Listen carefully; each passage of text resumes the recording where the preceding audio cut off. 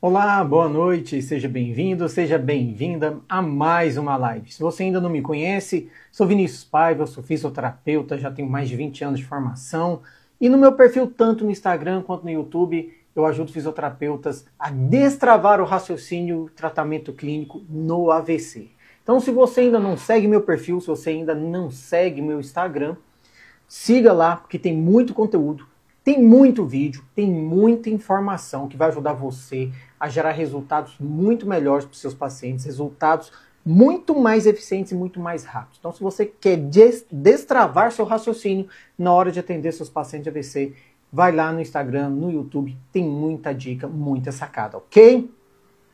E essa live de hoje, tá? A gente vai falar de um assunto muito bacana, de um assunto muito legal, muito pouco falado, muito pouco discutido, né, dentro da faculdade, dentro da pós-graduação, que é sobre a negligência espacial no AVC. A gente pensa no tratamento do AVC, a gente pensa só na reabilitação motora, só na parte motora. A gente pensa em músculo, força muscular e tônus muscular, mas isso é uma parte do problema no AVC, uma pequena parte. A gente precisa ter um olhar mais global, a gente precisa ter um olhar do todo. Não pode enxergar só a pontinha do iceberg, a gente precisa enxergar o iceberg inteiro, tudo que está debaixo da água. Então tem muitos fatores que prejudicam o paciente de AVC, que as pessoas não têm a mínima noção e não entendem quando isso está acontecendo com o paciente, que pode dificultar muito a vida do paciente e o processo de tratamento, o processo de reabilitação também. Então a gente tem que ficar muito atento e entender como que esses processos acontecem, o que a gente pode fazer para poder trabalhar esses problemas com os pacientes, ok? Então, qualquer dúvida que você tiver, pode colocar aí no Instagram, eu vou responder com o maior prazer, ok, gente? Vamos embora para lá? Bora iniciar? Olha só, negligência espacial no AVC. Ó, o Marcos já chegou aí falando boa noite, né, a todos que chegaram aí. O Marcos já chegou falando, a minha mãe Nair está te assistindo, ela teve AVC. Seja bem-vindo, Marcos, seja bem-vinda, Nair. E a gente vai falar sobre um assunto muito legal, viu, dona Nair, que eu espero que não esteja acontecendo com a senhora aí, porque realmente ele acaba complicando muito o dia a dia do paciente, tá bom?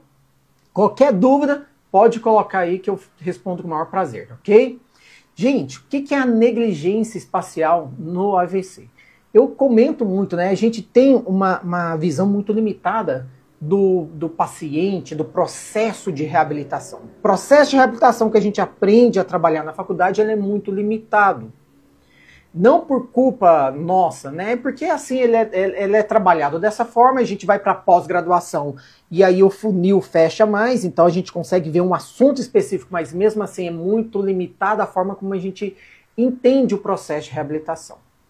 E o que eu quero trazer aqui para vocês é ampliar esse campo de visão. É mostrar não só a ponta do iceberg, que é o que a gente aprende, mas o iceberg inteiro. Então a gente tem... a gente aprende a olhar aquilo que a gente visualiza, né, no paciente, que é visual, que é toda a alteração motora dele, e a gente associa isso simplesmente com força muscular e tônus muscular. Então, se o meu paciente é hipotônico, se ele tem uma espasticidade, se ele tem um padrão flexor de membro superior ou extensor de membro inferior, se ele consegue ter movimento ativo ou não, então a gente consegue ver situações que são em decorrência do tônus muscular ou da força muscular. E a gente consegue visualizar isso, porque a gente está vendo ali o membro superior, membro inferior, se ele tem movimento, se ele não tem movimento, se ele tem um tônus mais alto, se ele tem um tônus mais baixo.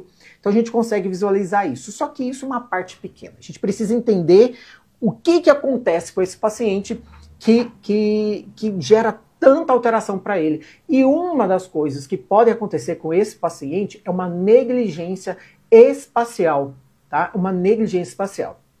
Quem me acompanha já ouviu falar aqui que se você pensar assim, qual é o problema principal daquela patologia que eu preciso olhar? Qual é o problema principal lá no Parkinson?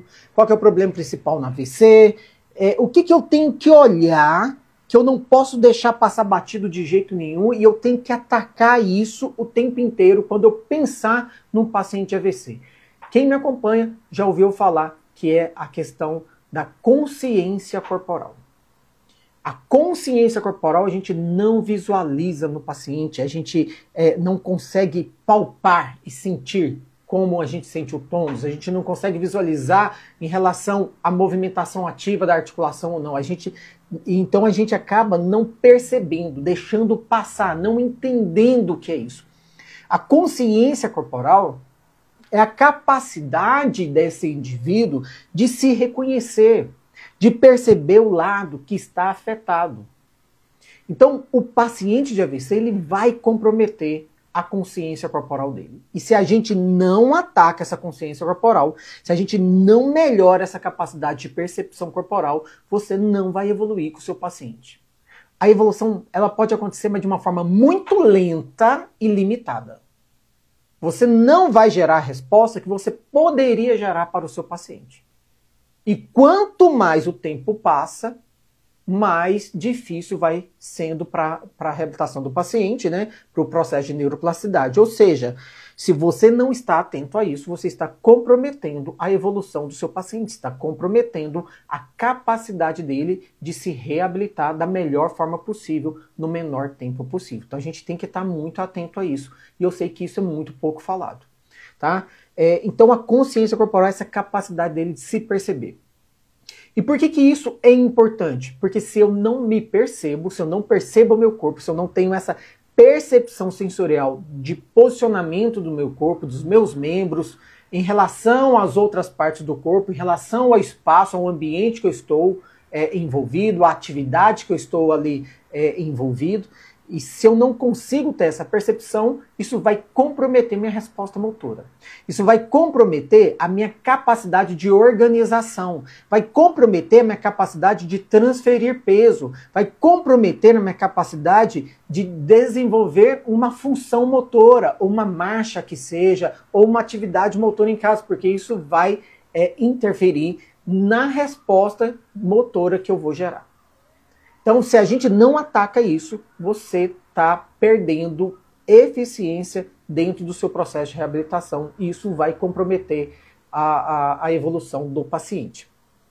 Só que, em alguns casos, essa alteração ela é maior, ela é mais intensa. Alguns pacientes vão desenvolver isso com muito mais intensidade e é visível isso.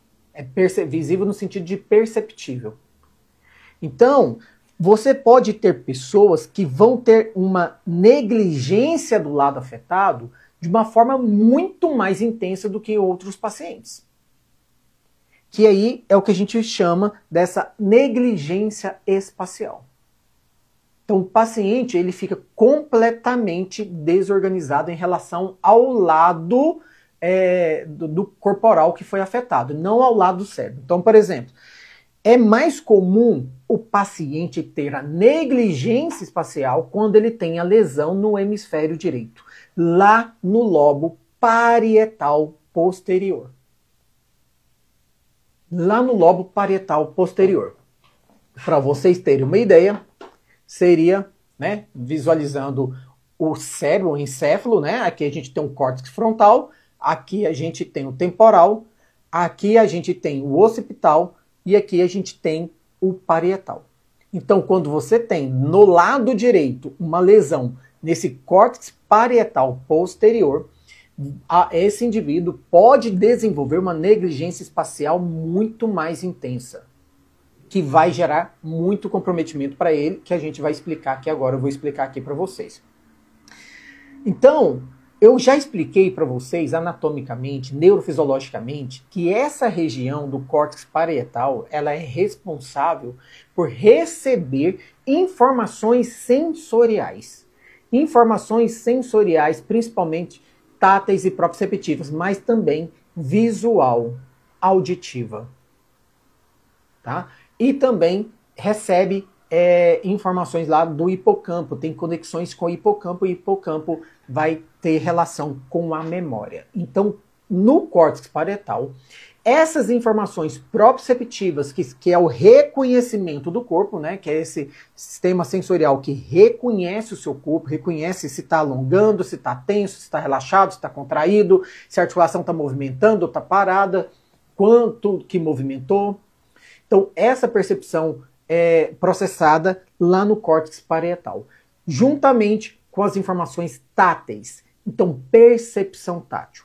Então, se eu tenho lesões nesse lado direito, também eu posso desenvolver alterações de reconhecimento de objetos? Sim, você pode ter alterações de reconhecimento de objetos também pelo toque, pelo tato. Eu não sei, por exemplo, o formato dessa caixinha. Eu não consigo perceber o formato dessa caixinha. Eu pego uma bolinha, eu não consigo perceber. Se eu fechar os olhos, eu não consigo perceber se essa bolinha ali é redonda, se ela é ovalada. Eu não consigo perceber se o objeto ele é grande, é pequeno. Eu tenho alteração na minha capacidade de percepção tátil ali. Então, é o que a gente chama de asterognosia, tá? Então, é a incapacidade de reconhecer objetos, tá bom? Então, essas alterações, elas são mais comuns quando elas acontecem nesse córtex parietal do lado direito, posterior, porque são regiões, é uma região onde faz o reconhecimento dessas informações sensoriais e o processamento dessas informações. Então, entender aonde a lesão do seu paciente aconteceu, ela é importante. E eu pergunto isso muito para os meus alunos. Professor, você me ajuda num caso assim, assim, assado, e eu tô com um paciente assim, sofreu AVC, e qual que é a região que foi afetada? Não sei. Você viu o exame dele? Não. Eu não. Vou pedir para a família. Você não pode atender um paciente sem ver os exames dele para entender qual a região ali que está afetada, porque aquilo ali, aquela região, diz muito sobre as alterações do seu paciente. Diz muito sobre as alterações do seu paciente. Então, quando você tem pessoas que sofreram lesões nesse córtex parietal posterior, você já espera algumas alterações que podem acontecer com ele. A mesma coisa quando a gente tem uma lesão do lado esquerdo, do hemisfério esquerdo, né, principalmente ali nas regiões temporais, que podem comprometer regiões da fala, né, que é comum em pessoas que sofreram lesão do lado esquerdo. Capacidade de compreensão da linguagem, né? A gente fala da fala, mas não é só a fala, é a linguagem que pode ser escrita, pode ser verbalizada, tá? Não é só a comunicação verbal, não. E aí a gente tem que entender que esses pacientes do AVC já têm essa alteração da consciência corporal, e nesses casos, nesses pacientes que sofreram lesão no córtex posterior, no parietal posterior, vai ter isso de forma mais intensa. E é o que a gente vai explicar aqui agora. Então, você vai ter diferentes formas que podem afetar esse paciente. Uma delas é o que a gente chama de descuido pessoal. O que seria o descuido pessoal? Seria aquela pessoa que a alteração de percepção, de reconhecimento de si próprio está completamente alterado. Por isso que é descuido pessoal. Então, se eu tenho a lesão do lado direito, lá no córtex posterior, parietal posterior direito, eu vou afetar meu lado esquerdo. Eu vou comprometer meu lado esquerdo. Essa pessoa que tem isso de forma intensa e gerou essa síndrome do descuido pessoal, ela não reconhece de forma alguma o lado esquerdo dela. É como se o lado esquerdo não existisse completamente. Não tem braço, não tem perna. Então, como que você vai trabalhar esse paciente para uma funcionalidade onde ele tem que se vestir? Vamos colocar uma camisa. Ele vai colocar o lado direito. Como que ele vai colocar o lado esquerdo se não existe braço esquerdo? Ele não reconhece. É como se o braço esquerdo não existisse para ele. Não tem braço esquerdo, então eu não vou pôr meu braço nessa manga de camisa. Eu não vou vestir a camisa do lado esquerdo. Consegue perceber o quão complexo isso pode se tornar?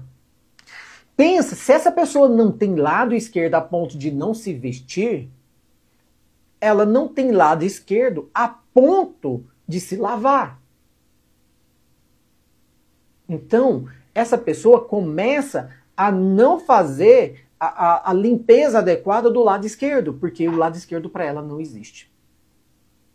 Essas pessoas podem ir se alimentar e não reconhecer o lado esquerdo ali e não comer de forma adequada. Elas não comem o lado esquerdo. Elas não reconhecem esse lado esquerdo. Então, são situações em que você vai comprometer o dia a dia desse paciente. E se esse paciente tem isso de forma mais intensificada, a ponto de negligenciar completamente esse lado esquerdo, o processo de reabilitação se torna muito mais complexo. Por que se torna mais complexo? Como que eu vou exigir que ele faça atividades, movimentos para apoiando esse lado esquerdo do corpo? Porque eu preciso descarregar peso lá. Não existe esse lado esquerdo na mente dele. Então ele vai ter mais dificuldade de dar respostas para a gente. E aí, o que as pessoas podem pensar? Meu paciente está com alteração cognitiva, ele não entende o que eu falo. Eu peço para ele, ele não faz, ele não executa. Ele não executa porque para ele aquele lado não existe. Ele não existe. Então isso compromete o processo de reabilitação. Se eu não entendo isso e eu entendo como que eu vou abordar esse paciente, que eu vou ter que fazer uma abordagem aonde eu entendo que ele está, que ele não reconhece de forma alguma esse lado, eu vou comprometer o meu processo de reabilitação. Eu vou começar a deixar de lado esse paciente, não fazer um trabalho adequado e aí sim que ele não vai desenvolver, tá? Uma outra forma de negligência espacial é o que a gente chama de descuido espacial. O que é o descuido espacial? Síndrome do descuido espacial. Nesse caso, o paciente, a questão dele não é nem tanto o reconhecimento pessoal, o reconhecimento do lado esquerdo do corpo dele, mas é o reconhecimento de imagens, como eu falei ali do prato. Eu não reconheço o lado esquerdo daquele objeto que eu estou visualizando. Eu fiz até um vídeo no Instagram que eu conto a história, né, desses pacientes que foram feitos testes, que mostraram imagens de um relógio para eles e de uma casa. Se você falar assim para ele, o que é isso aqui, mostrar uma imagem, um desenho de um relógio, né, aqueles relógios de parede, redondão, e perguntar para ele, o que é isso? Ele vai falar para você, é um relógio. É um relógio. E aí você pergunta para ele, esse relógio é redondo, é quadrado, é triangular? Não, esse relógio é redondo. Beleza, então tudo perfeito. Desenha o relógio. Ele desenha só metade do lado direito. Se você mostrar uma casa para ele e falar, o que é isso? É uma casa. Ele sabe que é uma casa, ele sabe que é um quadrado, ele sabe que é um triângulo, ele sabe, ele está vendo. O problema dele não é visual, o problema dele é espacial, é tridimensional. Ele não consegue, na hora de fazer os desenhos, fazer a representação do lado esquerdo. Então, quando ele vai desenhar essa casa, ele desenha metade direita da casa. Ele desenha a metade direita da casa. Tem um caso mais famoso, que era de um artista plástico, de um pintor, que ele sofreu AVC e ele foi fazendo os autorretratos dele. Então ele foi se autopintando com 1 mês, meio, 2 meses de lesão, depois 3 meses, depois 4 meses, depois 6 meses, e ao mesmo tempo que ele estava fazendo um processo de reabilitação. E os primeiros desenhos dele, ele só tinha traços do lado direito.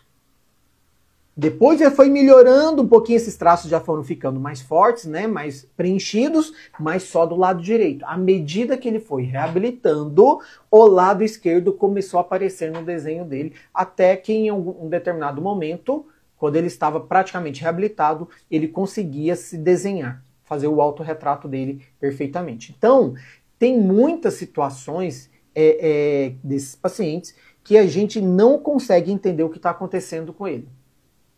Só que isso é uma alteração espacial. E a gente precisa entender isso no paciente para poder reabilitar o paciente, para saber como vou trabalhar com esse paciente e entender quando isso estiver acontecendo. Entender em que momento, né, eu estou com um paciente que está passando por essas situações, ok? Então, isso pode estar acontecendo. Alguns de vocês aí já passaram por uma situação, já conheceram alguém ou tiveram algum paciente com essas situações, dificuldade, que não reconhecia de forma alguma o lado esquerdo afetado. Imagina essa pessoa, né? Ela vai dormir, ela acorda, tem um braço do lado do corpo dela, ela não reconhece o braço, né? Ela vê o braço, ela sabe que é um braço, mas o braço não é dela na cabeça dela. O braço não é dela. Olha que doidura. Não é uma questão visual, ela visualiza. O problema não é visual. O problema é espacial. Então ela visualiza, mas ela não reconhece. É como se aquele braço tivesse surgido ali e ela não sabe nem de quem é. Olha que doidura pode se tornar essa situação. Uma outra situação que pode acontecer dessa negligência é essa negligência chamada de descuido representacional. O que é o descuido representacional? Fizeram um teste na Itália com um grupo de pacientes que sofreram AVC desse lado direito, né, do córtex parietal direito, posterior. E colocaram eles, eram todos da mesma cidade, colocaram eles, uma venda neles, né, colocaram eles de olhos fechados e falaram para eles o seguinte: olha só, você está na praça X, né, o nome da praça lá que eu não lembro, de frente para a catedral da cidade, que era a catedral famosa lá da cidade. Você está olhando para essa catedral. Você consegue visualizar a catedral? Sim, consigo. Agora, descreva para mim tudo que tem em volta dessa catedral. Todos os prédios que tem, que você consegue lembrar que existe do lado direito, do lado esquerdo dessa catedral. Eles só descreviam o lado direito, os imóveis, os prédios, só o que eles lembravam que tinham do lado direito. Do lado esquerdo eles não conseguiam descrever nada. Vinícius, mas isso não quer dizer nada. Por que isso quer dizer? Que às vezes eles só não lembravam, né? Não era um paciente, eram vários. Mas aí, o que eles fizeram para comprovar isso? Olha que coisa bacana. Eles fizeram o seguinte: agora você não está mais de frente para a catedral. Agora você está em pé na escadaria da catedral. Ou seja, a catedral está nas suas costas e você está olhando para frente. Tá? Ela está nas suas costas e você está olhando para frente. Agora você vai me descrever tudo que tem em volta, né, dessa catedral, nessa posição que você está. Beleza. Sabe o que eles fizeram? Eles descreveram tudo do lado direito e não lembravam o que tinha do lado esquerdo. Só que quando eles fizeram o primeiro teste, e o que era que agora, né, no final estava do lado esquerdo, era o lado direito que eles tinham feito a descrição no primeiro teste. E o lado esquerdo, no primeiro teste que eles não lembravam, agora estava do lado direito. E eles lembravam tudo que tinham desse lado direito agora. Olha que bacana. Olha que... eu falo bacana, mas é muita doideira. É muita doideira no cérebro da pessoa que ela não consegue reconhecer, ela consegue visualizar o lado direito, ter toda a lembrança do que tem do lado direito de um determinado local, mas não lembra o que tem do lado esquerdo. Quando você inverte a posição, o que antes era do lado esquerdo agora está do lado direito e ela consegue lembrar. E ela consegue acessar essa informação e dizer exatamente o que tinha. Ou seja, no final ela descreveu os dois lados, só que sempre quando eles estavam referentes ao lado direito deles. Então, essa é uma forma chamado de descuido representacional. Então, são formas diferentes que podem afetar esse paciente que sofreu uma lesão no córtex parietal posterior, que eles chamam de visual cortex, tá? Então, eles têm uma dificuldade representacional, tridimensional, uma dificuldade de reconhecimento espacial, que pode ser de si próprio, né, do próprio corpo, do lado esquerdo, como se ele não existisse, e aquele braço não é meu, esse braço lá do seu corpo, não, mas não é meu esse braço, é seu, fulano, não, não é meu, alguém colocou esse braço aqui. É nesse nível. É no nível dessa pessoa que não reconhece o lado esquerdo andar e se tiver um bloqueio, um poste na frente dela, e ela não desvia, porque o lado esquerdo dela não existe, o que ela está visualizando não existe, então ela vai bater nesse poste. Ela vai bater nesse portal da porta, nessa parede, e o lado esquerdo dela vai bater. Porque ela não desvia. Fulano, desvia, vai para a direita, mas ele não está entendendo o que está acontecendo. Vai colocar um prato de comida, ele vai comer o lado direito do prato. E o lado esquerdo? Você vai ter que rodar. Que ele só vai comer quando esse lado esquerdo estiver do lado direito. Quando você rodar o prato, ele estiver do lado direito. Então, isso vai acontecer nessas situações, pode acontecer nessas situações de lesão do córtex parietal posterior do lado direito. Ou seja, lesões motoras do lado esquerdo podem acontecer esse tipo de comprometimento, né?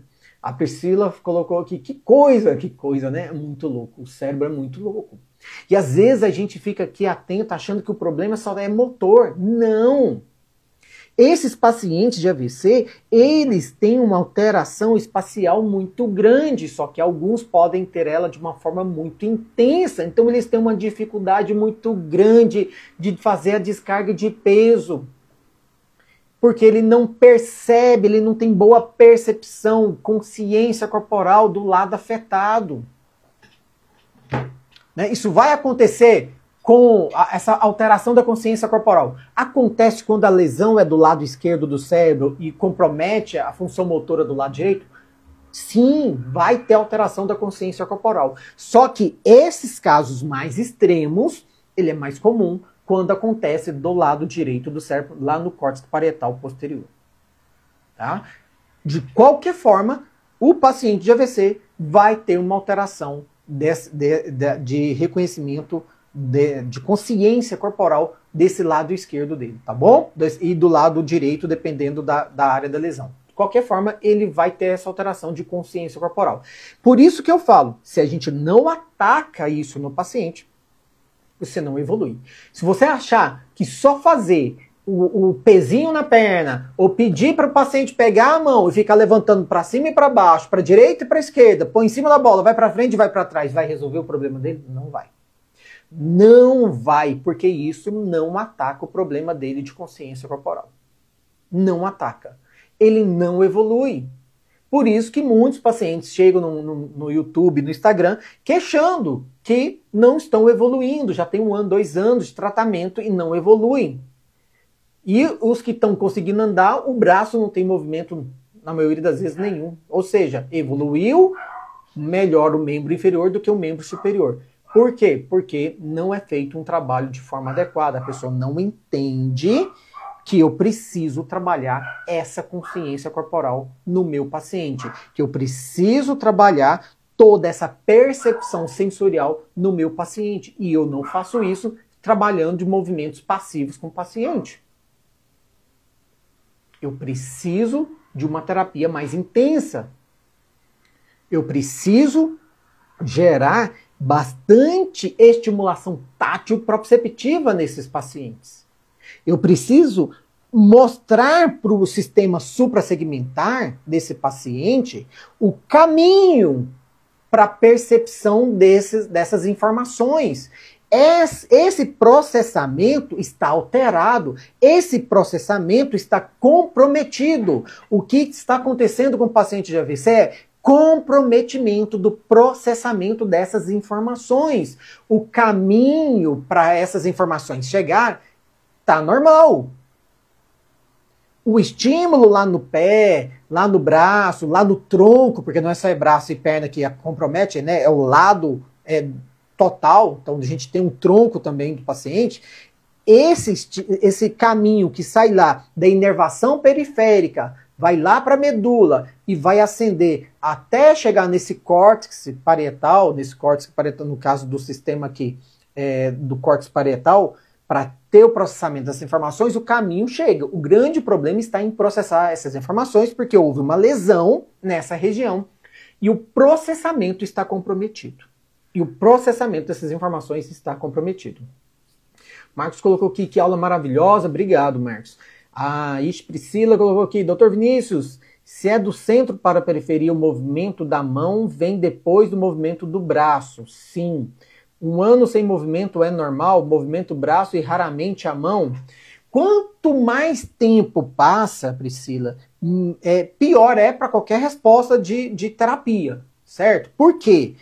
Porque a gente precisa, como eu falei, o problema não está no caminho.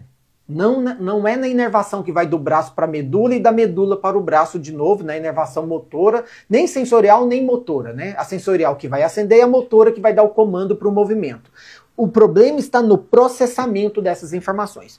Como esses pacientes, olha que bacana, como esses pacientes têm essa alteração no processamento da informação sensorial que chega, eu não processo as informações, eu estou falando do paciente de AVC de uma forma geral, porque tem alteração da consciência corporal.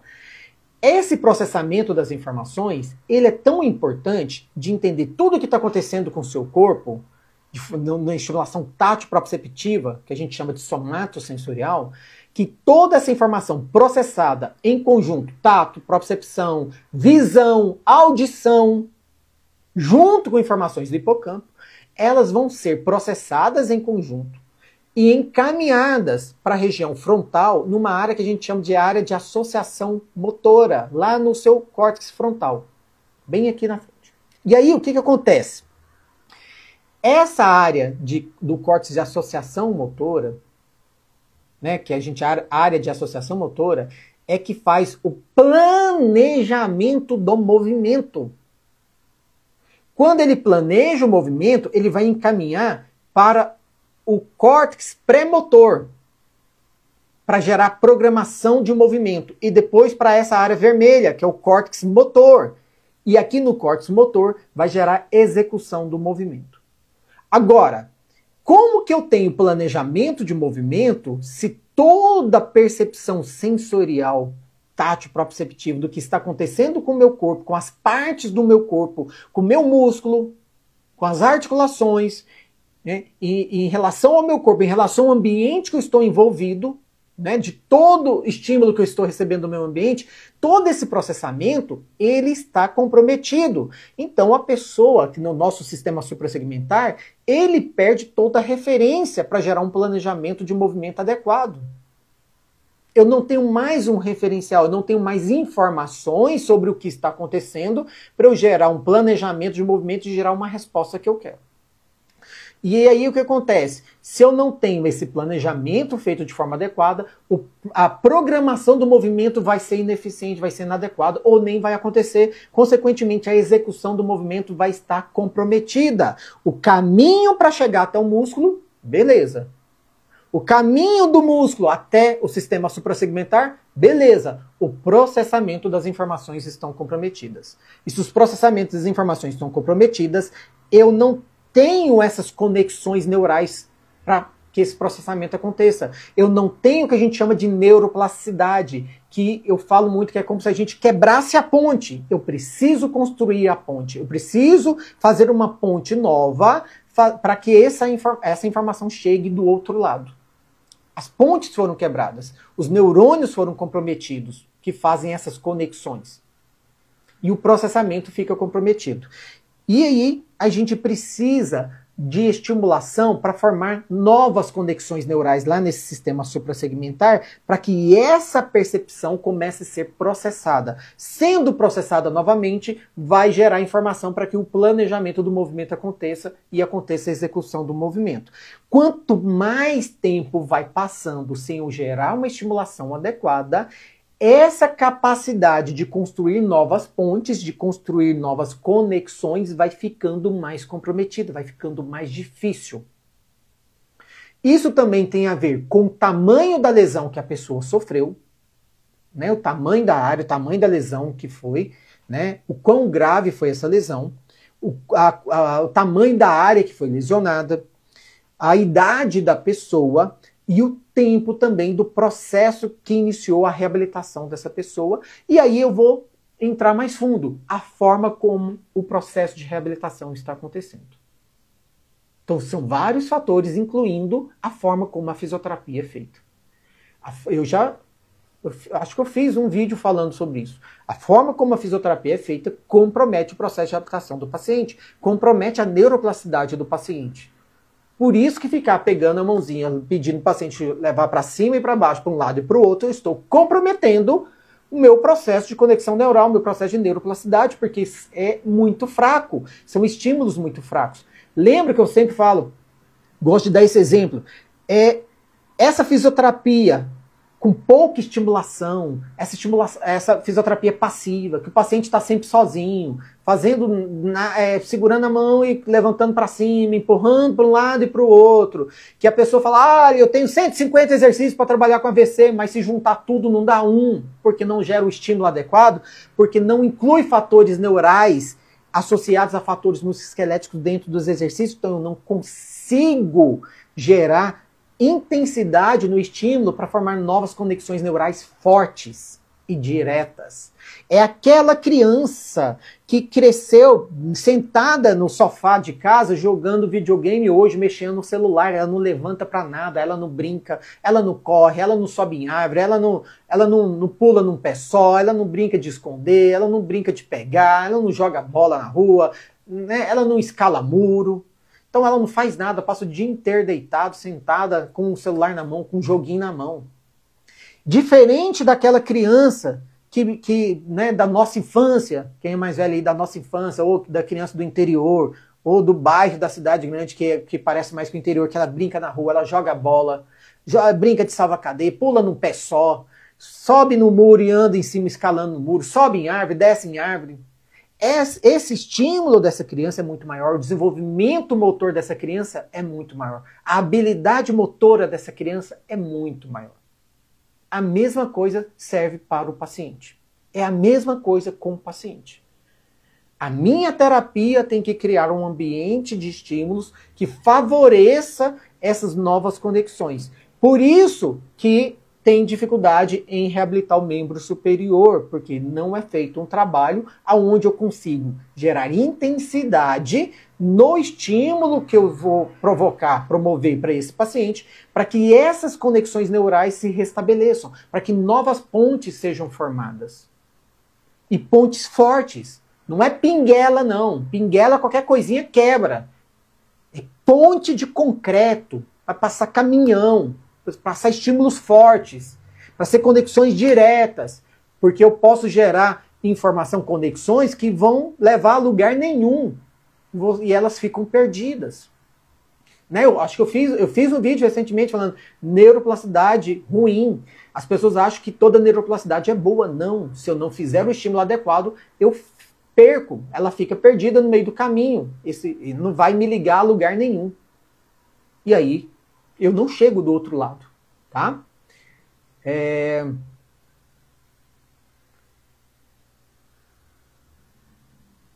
Ela colocou aqui, a Priscila, deixa eu ver aqui. Ah, tá.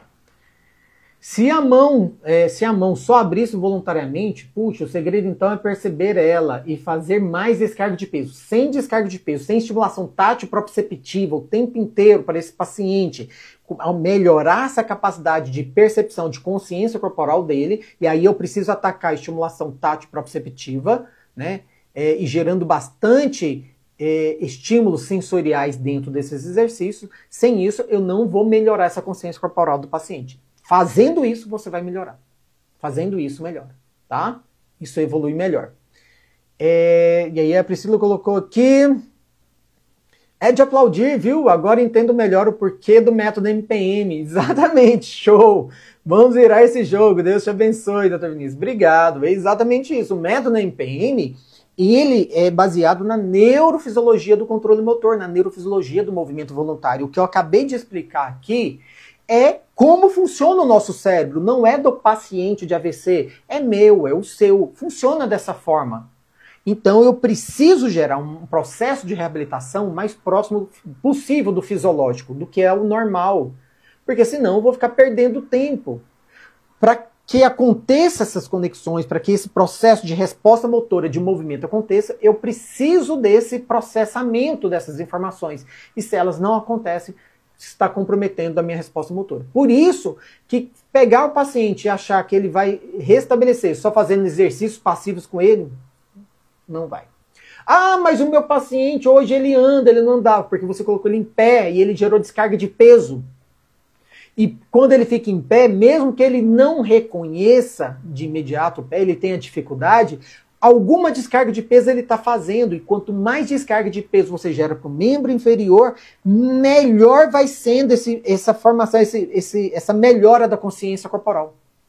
Essa resposta da consciência corporal vai melhorando. E cada vez que ela for melhorando, ele vai conseguindo ter uma percepção melhor e gerar respostas melhores, porque os processamentos vão melhorando, vão sendo mais eficientes. Se eu intensifico isso, se eu entendo isso, e eu consigo criar exercícios para intensificar esses estímulos e gerar respostas melhores e mais rápidas, eu acelera o processo de reabilitação do meu paciente, que é exatamente o que a gente faz no método Máxima Performance Muscular. É exatamente isso, tá? Fazer todo esse processo de forma mais intensa para que as respostas sejam mais eficientes e mais rápidas. E são. E, Priscila, você comentou aí, perguntou do tempo, né? O tempo influencia. A gente já teve respostas, né? Eu comentei com vocês de uma aluna que uma paciente de 9 anos de AVC, que não ficava em pé. 9 anos. E desde esses 9 anos ela faz fisioterapia no método tradicional. E mesmo assim não ficava em pé. Não passava de sentada para de pé. Não conseguia ficar em pé sozinha, só com as pessoas segurando. Ela conseguia, e ela já estava com esse paciente há 1 ano. E o período que ela começou a fazer o curso, a formação do método NPM, antes de terminar a formação do método NPM, ela começou a aplicar as ideias nessa paciente. E essa paciente, ela falou, ela fez o depoimento, ela evoluiu em 2 meses, e ela não tinha finalizado o curso ainda. Ela evoluiu em 2 meses, o que ela não evoluiu em 9 anos de lesão. Em 1 ano que eu estou com ela, ela não tinha evoluído o que ela evoluiu nesses 2 meses que eu comecei a aplicar as técnicas, né, do método MPM. Por quê? Porque são estímulos melhores, são estímulos mais intensos. O que eu estou querendo trazer para vocês, é possível gerar uma neuroplasticidade mesmo depois de muito tempo de lesão? É possível. É mais difícil? É mais difícil. Quanto antes, quanto mais cedo esse processo de reabilitação inicia, melhor. As chances são muito melhores. Ok? Gente, era isso que eu queria trazer para vocês. Já me alonguei aqui. Eu acho muito legal porque esse tema, né, ele é quando mexe lá no processamento das informações, da percepção, ele é um mundo muito amplo. Então o cérebro da gente faz coisas que é impressionante, que a gente assusta, fala, caramba, que coisa mais louca. Imagina, né? A pessoa acordar e falar, quem colocou esse braço aqui? Olha que coisa mais doida, parece piada. Né? Se não fosse tão trágico, ia parecer uma piada. Porque assim, a pessoa tem uma alteração tão grande que aquele braço não é dela. Que ela não come o lado esquerdo da comida que está no prato, que ela não desenha o lado esquerdo, que ela não lava o lado esquerdo do corpo, que ela não consegue lembrar das coisas que estão do lado esquerdo. Mas se você rodar essa pessoa, ela lembra, porque o lado esquerdo passou a ficar do lado direito agora. Então, assim, são alterações muito malucas, mas que vão interferir no processo de reabilitação desse paciente, porque quanto mais ele negligencia, mais difícil torna ele ter esse processamento e de me dar respostas dentro da terapia. E eu preciso entender isso e atacar isso. Ok? A Priscila colocou aqui, Deus seja louvado, desculpa a fé, mas... mas a fé não tem que pedir desculpa, pelo amor de Deus, né? Pedir desculpa pela fé, não. Fé sempre. Deus sempre em primeiro lugar. Marcos colocou aqui, parabéns por apresentar esse raciocínio, é demais. Obrigado, Marcos. E aí a Priscila termina aqui, mas gerar isso numa pessoa é impagável. De novo, doutor Vinícius, Deus te abençoe infinitamente. É impagável. Você falou uma palavra perfeita. Você conseguir ajudar uma pessoa nessas condições a se restabelecer não tem preço. Não é a propaganda do cartão de crédito, mas não tem preço.